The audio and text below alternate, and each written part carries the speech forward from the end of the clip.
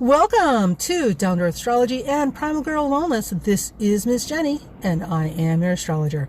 This is the May 2022 horoscope. So, choochie pie, buckle up, fasten in, and get ready for quite the month. All right, so first thing, most important thing I need you guys to understand about this month coming up is this is going to be a fast-moving month. If things are going to move at a blitzkrieg pace.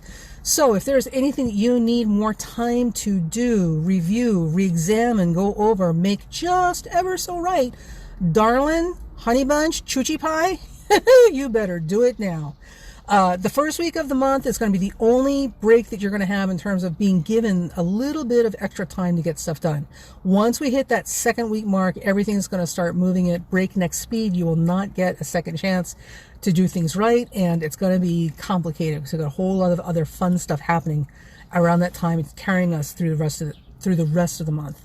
Now, some other things to keep in mind as we're starting this month. Now, remember, we are coming off the heels of a Pluto retrograde station at the end of last month, along with that eclipse in Taurus pulling in that Uranus.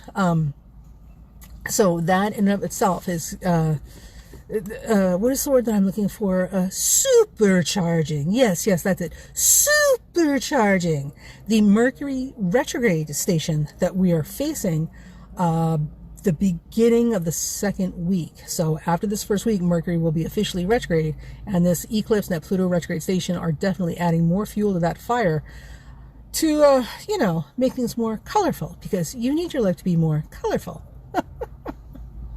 Okay, so as far as the Mercury retrograde goes, it will be occurring around the 11th at 4 degrees Gemini. So from here until the 11th, things are going to be a little weird. It's going to be a little weird. So typically we'd like to use those Mercury retrogrades after they've gone retrograde to review, reevaluate, revise, edit, go back over things with a fine-tooth comb and fix them. But in this particular instance, I would say that this week before the official retrograde station, so the 1st through the 11th, or the 10th, the 1st through 10th, are going to be your best days to review, revise, reconsider, edit, and or repair. And the reason is, one of the things you may have noticed this last week or so at the end of April, things have been a little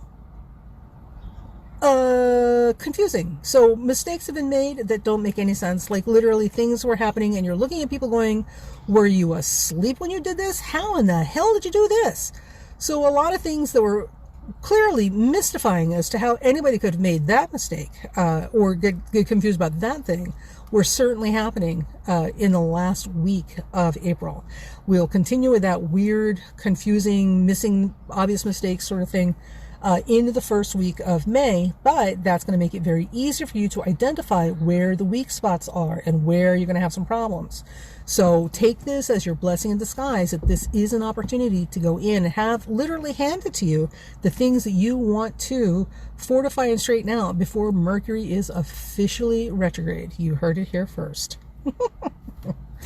Okay, so as we go on through the week, the beginning of week 1, we've got Venus changing signs into 0 Aries. So starting the first week of May, we're looking at a month full of finally some optimism and confidence and some take charge energy. So if you've been feeling like everything's been a slow grind or trying to run through water, really slowing you down and getting nowhere fast, once Venus moves into Aries, we're all going to be feeling a lot more optimistic and confident and a lot more take charge, get her done, and ready to take risks and make decisions. So those of you who are waiting to hear about something, you'll be hearing about something around this time. Those of you who need to make a decision, you'll be more confident about the decisions you make, even if you're not completely sure what you're signing up for.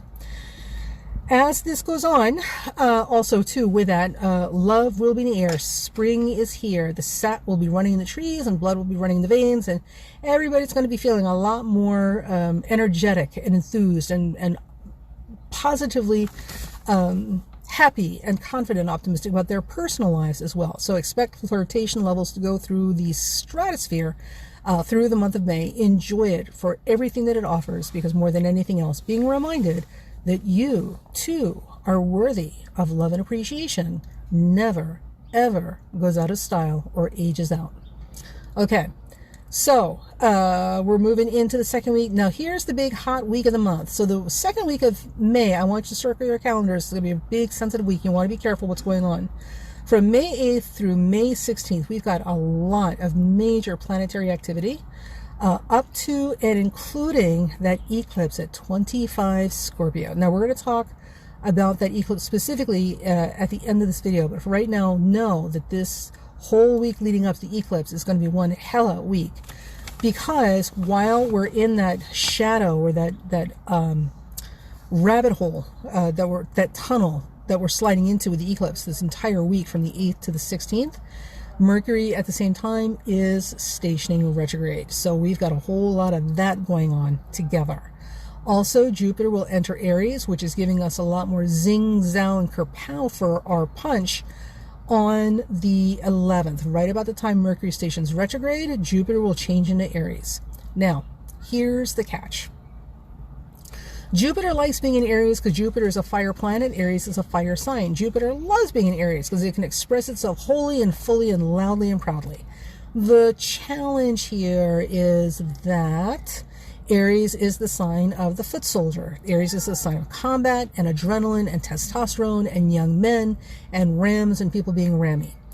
So one of the things we can absolutely expect is as soon as Jupiter slides into Aries about the second week of the month, people are going to be feeling a lot more daredevil, a lot more risk-taking, a lot more in-your-face, courageous, bravado, muscle flexing, you name it. Think of young rams in the spring butting heads. This is what we're looking at, especially with the testosterone identified in our groups. So if you have men, especially young men, who are testosterone identified, this would be a great time now before we get there to find outlets for them to burn off some of this springtime competitive energy so that they're not doing stupid things like racing cars and motorcycles on freeways at high speed, potentially inviting disastrous accidents, or getting into gunfights because they think it's the OK Corral in the middle of Center City. Or getting into fights in the neighborhood or what, you know what I mean? So they need to burn this energy off somewhere. It's going to be there. It is springtime. The rams are ramming. The guys are feeling rammy. And with Jupiter going to Aries, it's going to further emphasize all this very martial, assertive energy. Without positive outlets, it will turn into martial, aggressive energy, and that will lead to hostile responses. And we don't need more of that. This also means that there is the possibility where our ever so lovely leadership is concerned globally, not just here in the US, but all over the world, because we got a bunch of testosterone identified knuckleheads running the countries these days, most of them anyway. It is also possible that at this time we may be hearing them bang the drums of war even more loudly. This does not mean that we will end up in war. It does not mean that we need to be in war. But it is to say that in terms of banging the drum to get a national support behind them, and what their personal agenda is to make themselves look better, you can bet your bibby, honey, they're going to start banging the drums of war to try and get everybody up and paying attention so they can look like patriots. But remember, these same patriots who are encouraging us to enlist and protect our country are also the same people whose own children and themselves will never have to look at the barrel of a gun or being blown to bits in the process. So I'm not real thrilled with people who are sending off other people's children to die for their causes, but that's a whole other conversation. In any event, we may be seeing that kicking up dust around that second week of May. If that is indeed what happens, understand that Mercury is retrograde. So whatever it is that they're doing, if it's that level of patriotism that they're trying to, rally up, regardless of country, it will backfire. It will backfire. So don't panic. Do not panic. Now, also too, because this eclipse is Mercury retrograde and Jupiter going into Aries are all clustered together very closely. And specifically with this eclipse, it is involving the fixed star Algol. I said it in the PSA for the month, and I'm going to say it again. Make sure that you have enough food supply to get you through the month. So think in terms of things that will last through the month and not spoil on the counter before the month is over. Make sure you have some cash on hand in the house in the event that you can't get to your banks electronically or otherwise. There may be some disruptions. It will be temporary, but you also don't need to be literally hanging out on a limb in a dire strait if you can avoid it. So make sure you've got cash on hand. Cash is always king. And make sure you've got enough staples in the house that won't spoil, that if something happens that you can't get to a grocery store, you will at least have that there to get you through the next couple of weeks. And again, this is only temporary. I'm not saying this to panic anyone. Please, for the love of God, do not hoard the toilet paper. No hoarding toilet paper, no putting gasoline in plastic bags. It's not that kind of emergency. All right.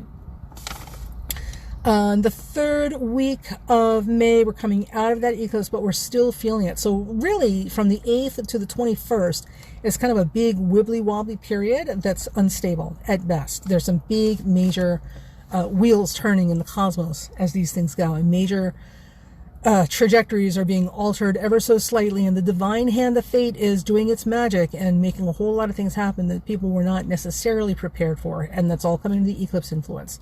We will talk about the eclipse at the end of the video. But from the 8th to the 21st, with the 8th to the 16th being the most prime, active, disruptive week, we're looking at things not being stable enough to really be confident that anything you're building or initiating during this time is going to last forever. So understand that going in, and make sure you've got a backup plan if you have to start projects between the 8th and the 21st.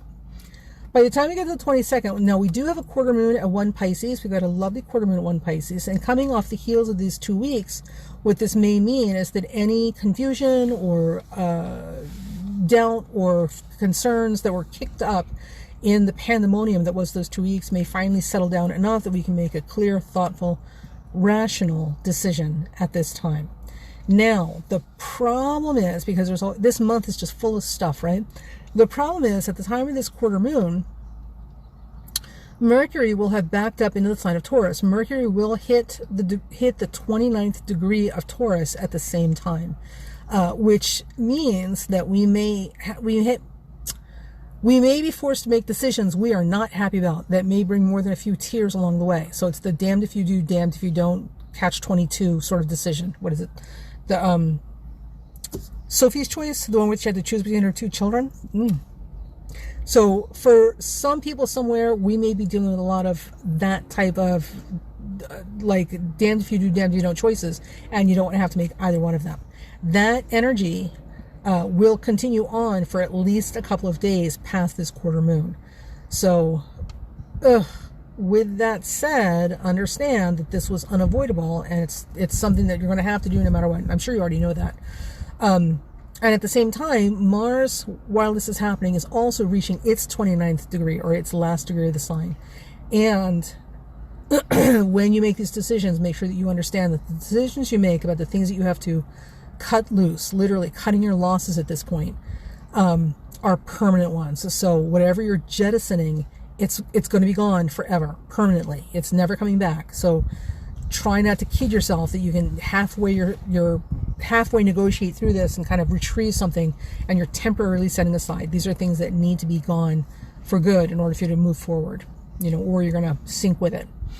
Once Mars goes into Aries, we're going to be feeling a lot better about things, and that will occur on the 25th.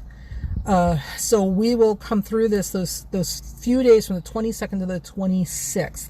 We will come through this feeling a lot better, brighter, lighter, stronger, and more clear about who we are, what we're doing, and what we need to do, which is going to be a fantastic feeling considering all of the other up and down and sideways feelings we've been having up until that point. When we get into the last week of the month, we've got a new moon at 9 Gemini occurring on the 30th, and that's going to help us close out the month. So the new moon at 9 Gemini is not doing anything bad. I'm so sorry to tell you this. It's not doing anything bad. So we're going to end out the month on a really positive note. But boy, are we going to work to get there. Holy cow. And that is it. So from here, we're going to go ahead and get started on a special section, just the eclipse report. And we'll see you there.